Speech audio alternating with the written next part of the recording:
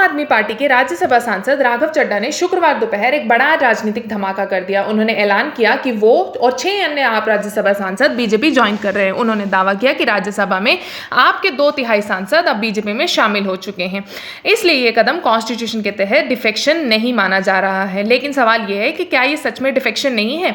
So let us understand this and decode the anti defection law. Anti defection law जो 1985 में 52nd constitutional amendment के जरिए लाया गया था, was designed to prevent political horse trading and ensure stability in governments, यानी आयराम गयाराम की राजनीति को रोकने के लिए। इसके तहत अगर कोई सांसद या विधायक अपनी पार्टी छोड़ता है या पार्टी व्हिप के खिलाफ वोट करता है तो उसे 10 शेड्यूल के तहत डिस्क्वालीफाई किया जा सकता है।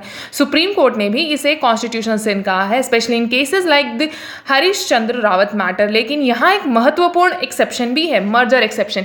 अगर किसी पार्टी के कम से कम 2/3 विधायक या सांसद डिसाइड करते हैं कि वे किसी दूसरी पार्टी में मर्ज होंगे तो इसे डिफेक्शन नहीं माना जाएगा। यानी अगर राघव चड्ढा का दावा सही है और 2/3 आपके राज्यसभा एमपीज मर्ज करने पर सहमत करते हैं तो वे डिस्क्वालिफिकेशन से बच सकते हैं। लेकिन यहाँ एक बड़ा ट्विस्ट है।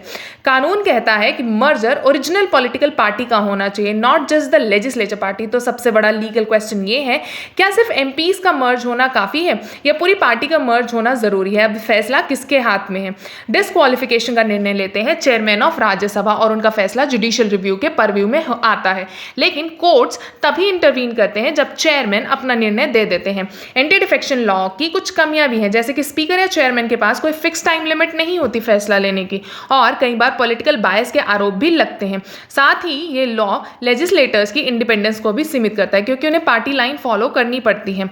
तो अब देखना ये होगा क्या ये कदम कॉन्स्टिट्यूशनल प्रोटेक्शन के दायरे में आता है या फिर इसे डिफेक्शन मानकर कार्रवाई होगी। This political move could have massive implication not just for AAP but also for the upcoming Punjab elections. आपका इस मुद्दे पर क्या ओपिनियन है हमें नीचे कमेंट करके ज़रूर बताइए और वीडियो को लाइक एंड शेयर ज़रूर कीजिए।